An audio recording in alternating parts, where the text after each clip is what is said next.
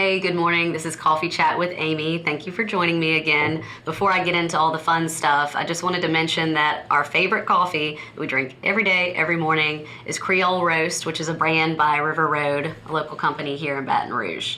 But on to the fun stuff. So I really wanted to talk about something pretty important that I feel like a lot of investors miss today, which is what type of investor are you? Are you growth or are you value? And I wonder if many of you know you could be one or the other, or maybe even both. The best way to figure out kind of what you align with is going to be crack open a book, turn off the TV, stop listening to Jim Cramer, all the politics, all the drama, because it really will mess with you and cause you to make mistakes in your investing career. I can promise you that. So one of my favorite books is One Up on Wall Street by Peter Lynch. Peter Lynch is a legendary money manager from the 70s into the 90s. He began managing the Magellan Fund, which at the time was a very obscure fund. Not many people knew about it. It was at Fidelity.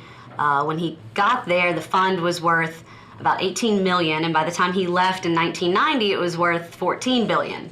So over that 13-year period, he had an average return of 29.2%, which is an annualized rate of return, which at that time was the top performing fund in the world. And the reason Peter Lynch is such an interesting character is he's very common sense. He's often, paraphrased for saying things like, only invest in things that you understand, which may seem simple, but it really should be simple like that. The next person is someone very close to Warren Buffett, and it's not Warren Buffett, even though he is one of the most famous investors of our time. It was his right-hand man, Charlie Munger. Charlie convinced Warren Buffett in 1988 to start investing in a company called Coca-Cola. At the time, Coca-Cola was making some very big changes within the company, and Charlie Munger saw that and speculated and felt like this was an opportunity they couldn't pass up. But you see, Warren Buffett has always been a Benjamin Graham follower, also, basically in that vein, very value focused. So someone who's more interested in big, safe companies that can kind of create a profit over maybe a longer period of time.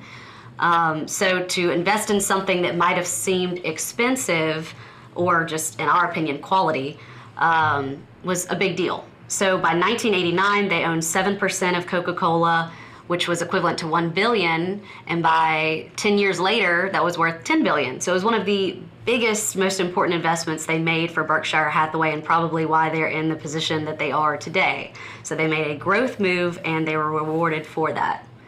So at the end of the day, you can be growth, you can be value, you can be both, but it's important that you understand if your mind is more geared towards one style or the other. So if you want to learn more about this, you can always visit our website or give us a call or send me an email, and I look forward to speaking with you again. Thanks.